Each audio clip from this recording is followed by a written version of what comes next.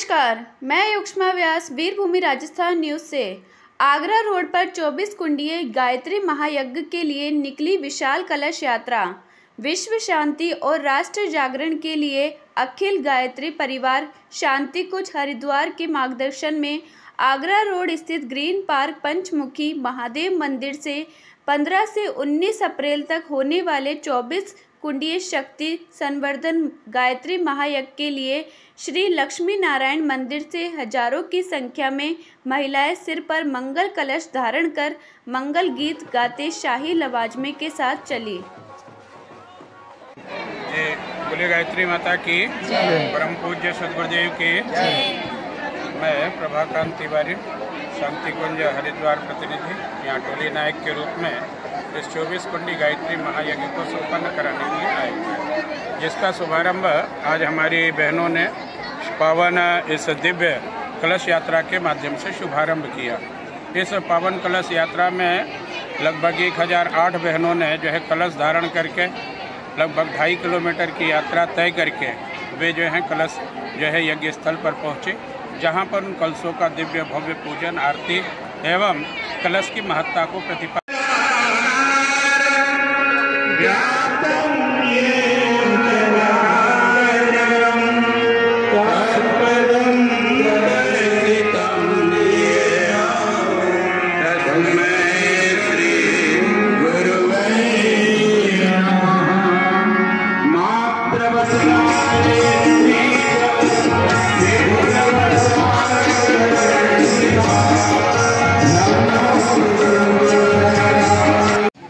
आइए, आप लोगों ने जैसा कि नाम है, इस आयोजन का नाम क्या है? 24 कुंडी शक्ति संवर्धन। और शक्तियां जाग जाएं तो हाँ, ऐसा लगा कि अब जो है बहने आके। तो आइए, एक अंतरे का गीत से आपका स्वागत होगा, फिर कुछ चर्चा, आरती और आरती के बाद का संपन्न करेंगे, पूर्ण करेंगे। हरिओम हरिओम। बोलिए कलश भगवान की, शांति गुरुद्वार की।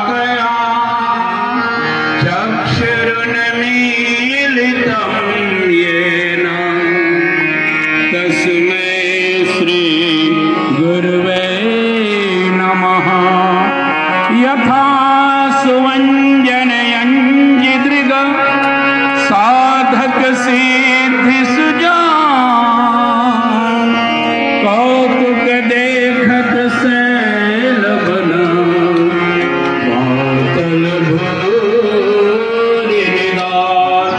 सिया राम में सब जग जानी, करहु प्रणाम जोरि जुग पानी, करहु प्रणाम जोरि जुग पानी।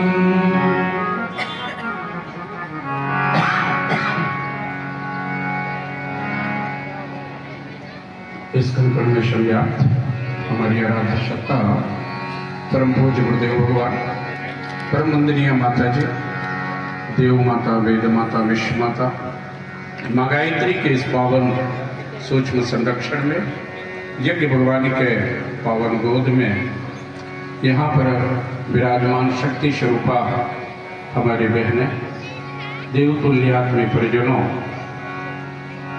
निश्चित है कि अगर आगाज ये है तो अंजाम क्या होगा, है?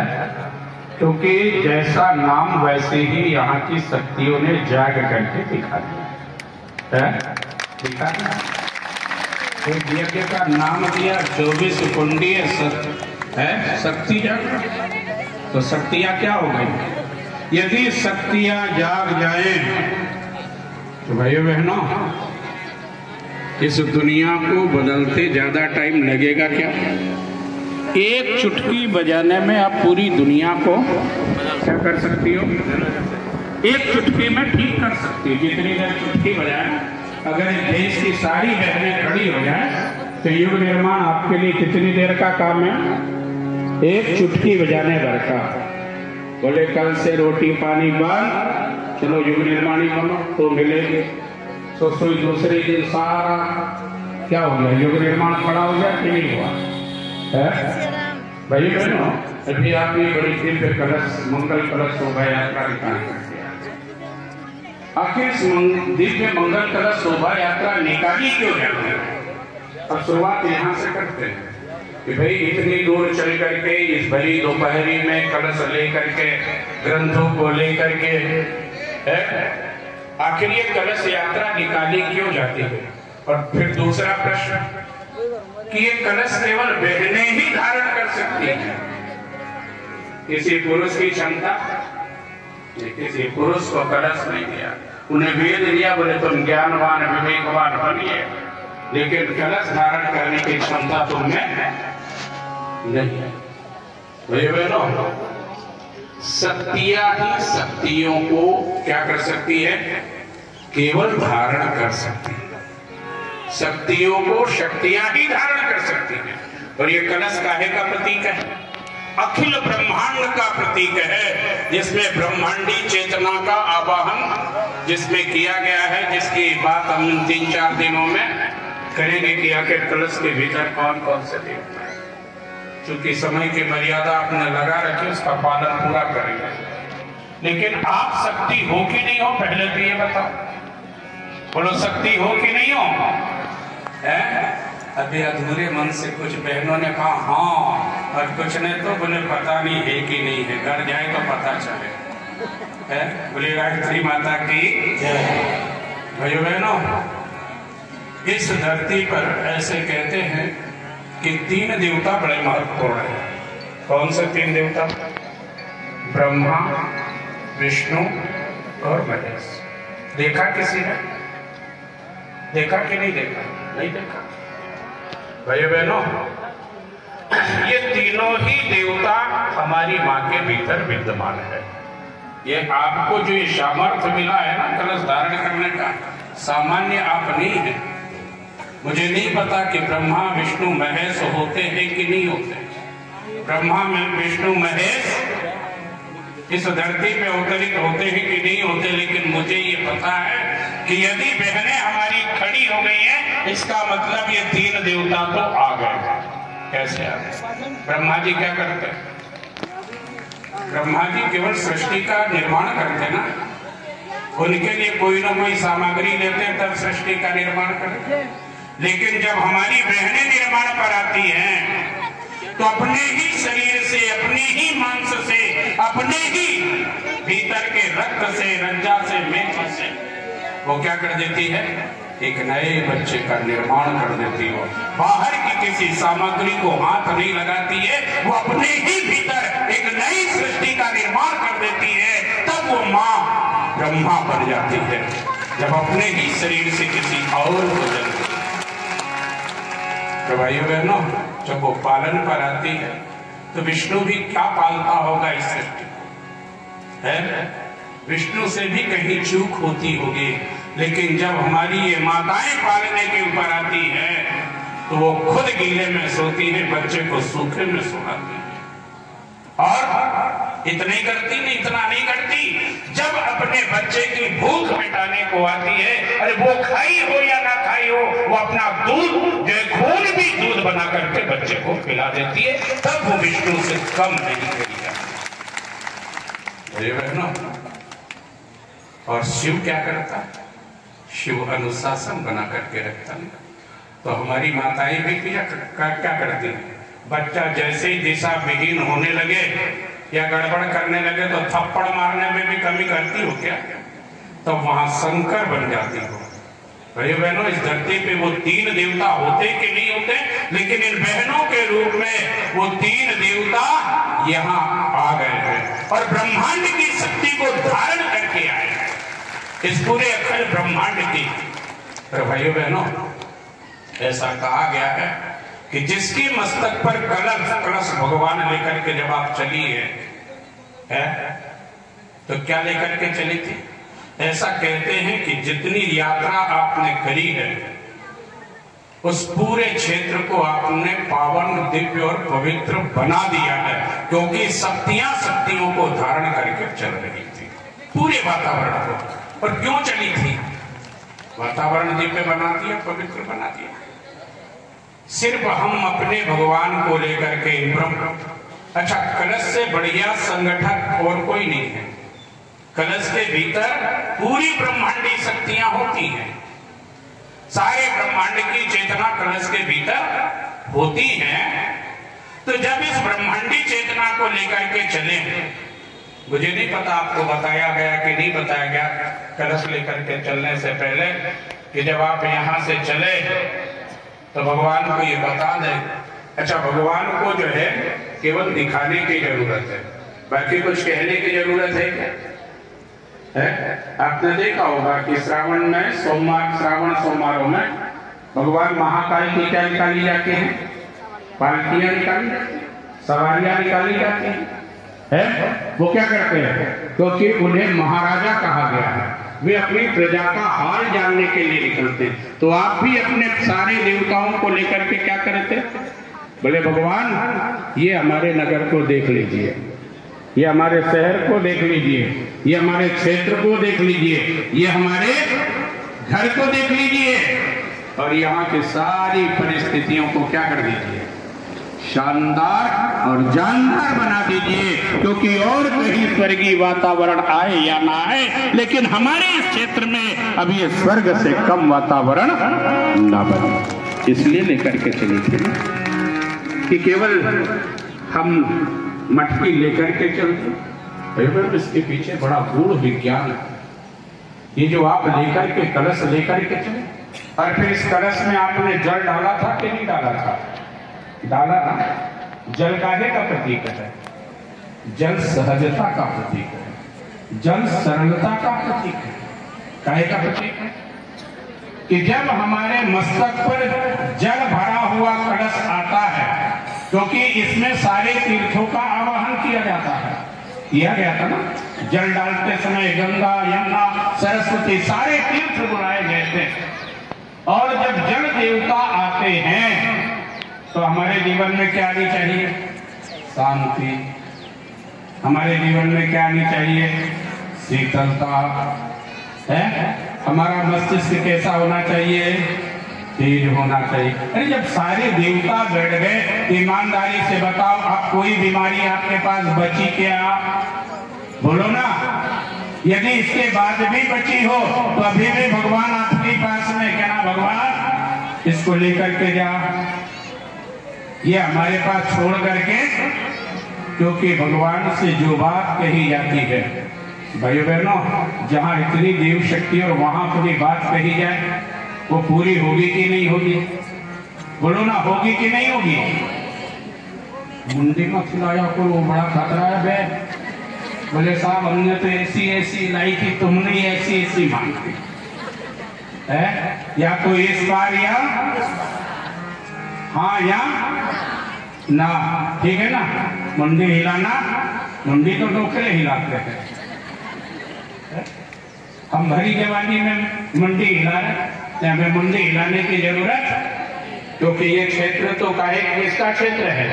सूर्य की गाथाओं लिखने वालों का या मुंडी हिलाने वालों का काम नहीं है, ठीक है ना। या मुंडी मिलाने वालों का काम है ना। तो भाई बहनों, अब कलश या देवता जहां, अब आपने इन शक्तियों को लेकर के आए, फिर इन शक्तियों को अभी आप क्या कर देंगे? पूरी यज्ञशाला में स्थापित कर देंगे, करेंगे ना। अर्थात सारी ब्रह्मांडी चेतना को आपने ला करके क्या किया क्रम, जिसमें पावन प्रज्ञा पुराण के कथा के माध्यम से कैसे हम अज्ञान, अभाव और आसक्ति को दूर कर सकते हैं, कैसे हम समस्याओं का समाधान पा सकते हैं। इस भूमिका को बनाते हुए हमारा जो है 17 तारीख के प्रातः काल से 24 कुंडी गायत्री महायज्ञ प्रारंभ होगा, जिसमें 33 कोटि देव शक्तियों का आवाहन, आमंत्रण होगा और यज्ञ के साथ कथा का क्रमसार प्रारंभ होगा। दोपहर में पुनः संगीत प्रवचन के माध्यम से आगे का क्रम संपन्न किया जाएगा, जिसमें जो है मानवीय जो है समस्याओं का समाधान कैसे हो, वातावरण शुद्ध पवित्र कैसे हो, इन सारी चीज़ों पर विस्तृत रूप से चर्चाएं की जाएंगी। साथ ही साथ 18 तारीख के सुबह पुनः यज्ञ क्रम हमारा प्रारंभ होगा और यज्ञ क्रम के साथ ही संस्कारों का क्रम, विशेष करके गुरु दीक्षा का क्रम एवं पंचमन संस्कार, नामकरण, अन्नप्राशन, मुंडन, हमारे 16 संस्कारों में से अधिकतम संस्कार यहाँ संपन्न कराए जाएंगे। और उसके साथ ही सायंकालीन जो है 18 तारीख की शाम का कार्यक्रम हमारा सायंकालीन होगा, जिसमें विराट दीप महायज्ञ, यहाँ एक दीपावली मनाई जाएगी कि इस यज्ञ भगवान के आने की खुशी में, इस क्षेत्र के जागरण के खुशी में, चूँकि ये पूरा आयोजन जो है परम वंदनीय माता जी, परम पूज्य गुरुदेव का आध्यात्मिक जन्म दिवस, माता जी का जन्म दिवस एवं अखंड दीपक की जो है जन्म शताब्दी को लेकर के कार्यक्रम संपन्न किया जा रहा है। और इसीलिए क्योंकि परम पूज्य गुरुदेव का एक ही नारा था कि 21वीं सदी नारी सदी होगी, और इसीलिए इस यज्ञ का भी जो है नारी सशक्तिकरण का ही नाम दिया। 24 कुंडी नारी सशक्तिकरण गायत्री महायज्ञ शक्ति संवर्धन के नाम से इस पावन यज्ञ को किया जा रहा है, और जिसकी एक झलक झांकी हमारी बहनों ने आज यहाँ दिखाई कि उन शक्तियों ने एकत्रित होकर के शक्ति के जागरण के क्रम को संपन्न किया। इस प्रकार से जो है 19 तारीख को दोपहर तक ये हमारे पूरे कार्यक्रम की पूर्णाहुति होगी। इस प्रकार से पूरा आयोजन हमारा 19 को दोपहर में जाकर के जो है पूर्ण होगा।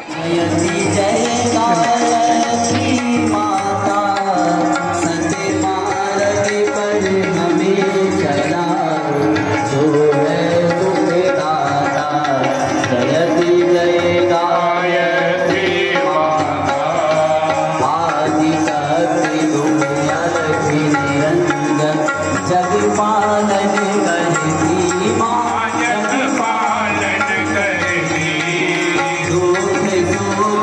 करती,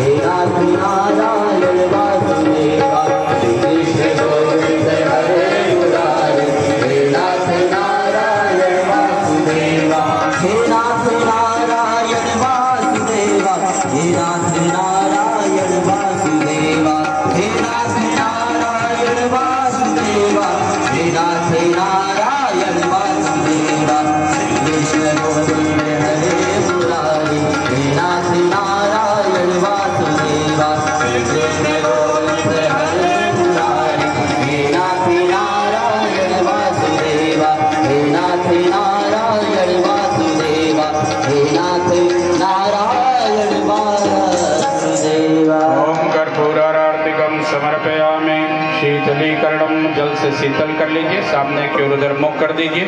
सब लोग अपने दोनों हाथों को उठा करके आरती ले लीजिए। ओम स्तुता मया वरदा वेद माता प्रचोदयन्तां पावमाने विजानां मायुः प्राणं प्रजां पशुं कीर्तिं द्रविणं ब्रह्मवर्चसं मह्यं दत्त्वा व्रजत ब्रह्मलोकम्। अब ध्यान देंगे, जो सूचना है वो सूचना